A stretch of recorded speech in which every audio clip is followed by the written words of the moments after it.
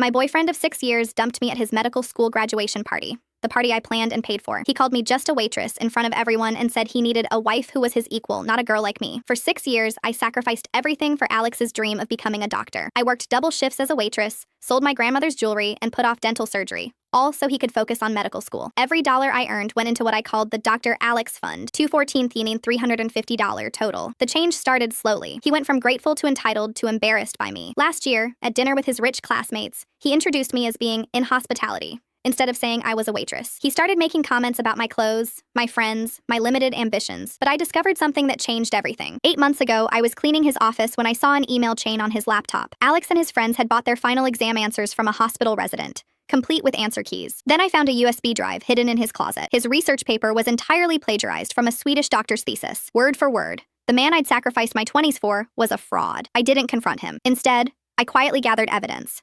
Screenshots, email forwards, copies of everything. I let him finish school, graduate, feel completely untouchable. I even helped plan his graduation party. That night, he stood up to give his speech, the whole room watching. "I want to thank Clara," he said, stepping away from me physically. "But chapters end. I'm a doctor now, and I need a wife who isn't a waitress." The silence was deafening. His rich friends were smirking. This was the punchline they'd all been waiting for. "A girl like you should be grateful I let you come along for the ride." I smiled. A real, genuine smile. Because I knew that sitting in a mailbox was a thick manila envelope addressed to the State Medical Licensing Board, complete with all his fraud evidence. I raised my champagne glass. "To Alex, may you get everything you truly deserve." Then I walked out. 3 days later, my phone exploded. 50 missed calls from his family. The medical board had put an immediate hold on his license application. The university started investigating his degree for academic fraud. His mom's voicemails went from confused to panicked to sobbing. "Clara, please, his whole life is ruined." Alex's texts were a journey. Furious threats, then panic, then gaslighting, then begging. "I still love you. Please help me fix this." I blocked him on everything. When his parents demanded to meet, I agreed. My restaurant, my rules. They brought a folder trying to intimidate me with legal threats. I slid my evidence folder across the table. 10 minutes of silence as they read about their son buying exams and stealing research. His mom started crying. His dad looked like he'd aged 10 years. That's when Alex burst in, screaming that I was vindictive and evil. He tried to grab my evidence folder, so I pulled out my invoice. 6 pages. Every tuition payment, every textbook, every bill I'd covered. $214 $350 total. "You want to talk about what you deserve?" I said, spreading it across the table. "You deserve to pay your debts." 2 weeks later, a courier delivered a cashier's check for the full amount. Alex's medical degree was permanently revoked. His license application denied. He's working as a shipping clerk, living in his parents' basement. I used the money to attend culinary school. Graduated top of my class. Next month, I'm opening my own restaurant. I'm calling it the Grateful Waitress Bistro. He said I should be grateful for the ride he took me on, but I'm just grateful I finally got off.